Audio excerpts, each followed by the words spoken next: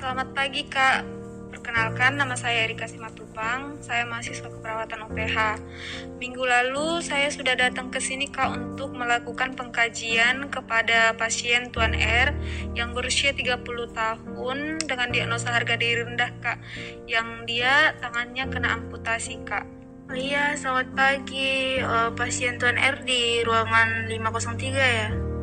Iya Kak, jadi Kak sekarang saya ingin melakukan pengkajian sekaligus melanjutkan asuhan keperawatan kepada pasien Kak. Apakah bisa Kak? Tentu bisa. Ada yang bisa saya bantu? Oh iya Kak, apakah saya bisa mengetahui kondisi terakhir dari pasien Kak? Untuk keadaan terakhir pasien, dia masih sering terlihat murung dan juga sulit untuk diajak berkomunikasi. Dia selalu menundukkan wajah ketika diajak berbicara dan juga menjawab dengan pelan. Nah, untuk informasi yang kamu butuhkan, nanti kamu bisa lihat di buku catatan medis ya. Oh, oke baik Kak. Terima kasih ya Kak. Apakah sekarang saya bisa langsung ke ruangan pasien Kak? Ya, silahkan. Kamarnya 503 ya. Baik Kak. Saya permisi ya Kak. Ya.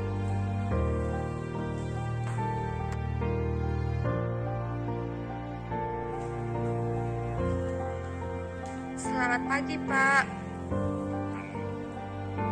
Perkenalkan, saya Suster Erika. Saya akan merawat Bapak ya mulai pukul 7 pagi ini sampai pukul 3 sore nanti ya Pak ya. Sebelumnya boleh sebutkan nama sama tanggal lahirnya Pak? Dari tanggal 12 Maret 1991. Oke Pak, baik ya, sudah sesuai ya Pak ya. Bagaimana Pak tidurnya semalam? Apakah nyenyak atau ada gangguan keluhan Pak? Saya tidak bisa tidur malam, suster. Oh, tidak bisa ya Pak ya. Kenapa Pak? Saya kepikiran terus, suster, dengan tangan saya. Oh, begitu ya Pak ya. Jadi di sini saya Pak ingin melakukan pengkajian kepada Bapak sekaligus kita bisa mengobrol-ngobrol sebentar Pak. Tidak lama kok, waktunya sekitar 10 sampai 15 menit saja. Nanti Bapak bisa menceritakan keluhan Bapak kepada saya. Saya merasa malu, suster, ngobrol sama suster. Kenapa Bapak merasa malu mengobrol dengan saya? Saya malu, suster. Tangan saya sudah diamputasi. Saya laki-laki yang tidak berguna. Saya sudah tidak bisa menafkahi keluarga saya lagi. Saya terus bertanya-tanya, kenapa saya bisa jatuh? Apakah Tuhan tidak melihat kalau saya udah hidup susah, sehingga ia masih menghukum saya dengan seperti ini? Ini memang bukan hal yang mudah Pak, tapi Bapak masih harus tetap semangat demi keluarga Bapak. Iya, suster, tapi saya bingung. Saya sudah tidak tahu. Saya bingung bagaimana nanti kebutuhan kami bisa tercukupi jika saya tidak bekerja lagi, suster. Terpaksa istri saya harus bekerja keras demi saya dan keluarga saya. Oke Pak, sekarang coba Bapak tarik nafas dulu ya.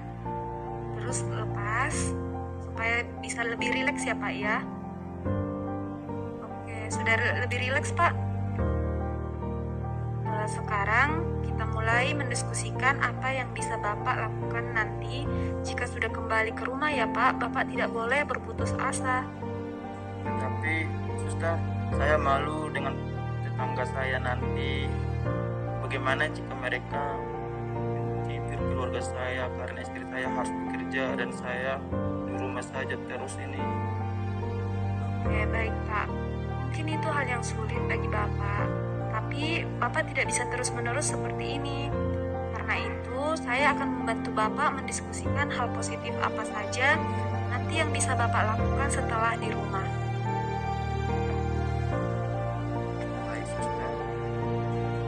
Oke Pak, jadi Pak, karena kan sekarang Bapak mempunyai satu tangan yang masih bisa bekerja dengan baik karena satunya sudah diamputasi ya Pak. Bukan berarti Bapak tidak bisa melakukan apa-apa lagi. Bapak masih bisa berdiri dan satu tangan Bapak masih berfungsi. Tetap saja, suster, saya tidak bisa bekerja dengan normal lagi nih. Pasti bisa kok Pak, saya yakin. Kalau boleh tahu Pak, apa Bapak mempunyai hobi atau kegiatan yang biasa Bapak lakukan dan senangi Pak? Saya biasanya ini suster menggambar sama menulis. Oh, menggambar sama menulis. Kalau boleh tahu, Bapak suka menggambar apa? Saya suka menggambar bangunan seperti rumah dan jalan suster. Oh, begitu ya Pak ya. Kalau untuk menulis, biasanya Bapak menulis apa Pak? Saya biasanya ini suster menulis lagu. Oh, wah itu hal yang bagus sih Pak. Jadi nanti Bapak bisa latihan buat mengembangkan bakatnya Bapak, misalnya untuk menggambar, menulis lagu. Jadi nanti juga Bapak bisa manfaatkan karya-karya Bapak juga. Baik suster. Kalau nanti Bapak mau, kita akan menyusun jadwal buat Bapak melakukan kegiatan Bapak. Apakah Bapak mau saya bantu? Iya suster mau. Nah, oke, berarti sekarang aja ya Pak ya kita susunnya. Iya suster. Oke Pak, jadi kita mulai ya Pak dari jam Bapak bangun. Biasanya Bapak bangunnya di pagi hari jam berapa Pak? Jam 7 suster. Oh, jam 7 ya Pak ya. Untuk sarapan dan minum obatnya selesai di jam berapa Pak? Jam 8 sudah selesai suster. Oh, oke. Berarti Bapak bisa melakukan latihan menggambar misalnya di pagi hari mulai dari setelah Bapak selesai makan obat sampai menjelang makan siang Pak. Nah, setelah makan siang, Bapak boleh beristirahat sekitar 1 sampai 2 jam. Dan setelah itu siangnya Bapak boleh melanjutkan untuk melatih bakat Bapak untuk menulis lagu Pak. Bagaimana Pak? Apakah Bapak setuju? Iya suster, baik. Nanti saya akan usahakan melakukannya. Ya, berarti kita mulai dari menggambar sama menulis saja dulu ya Pak ya. Nanti kalau ada misalnya kegiatan yang ingin Bapak lakukan, berarti Bapak bisa menyesuaikannya ya Pak ya. Iya suster. Oke Pak. Jadi nanti kalau Bapak butuh bantuan untuk melakukan kegiatan Bapak boleh minta tolong perawat-perawat yang ada di sini ya Pak ya. Iya suster. Oke Pak. Jadi itu dulu yang bisa kita bicarakan hari ini. Lain waktu kita akan mengobrol-ngobrol lagi ya Pak ya mengenai kegiatan yang sudah kita susun hari ini. Iya.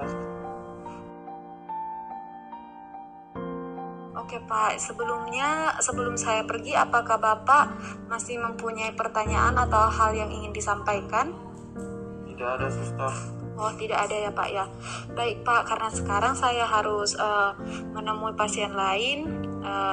Kalau Bapak tidak ada pertanyaan, saya izin untuk pergi ya Pak ya. Iya suster. Nanti kalau Bapak ada kebutuhan, Bapak boleh tekan bel yang di samping saya atau perawat lain akan datang menemui Bapak ya Pak. Oke, saya permisi ya Pak ya. Terima kasih suster.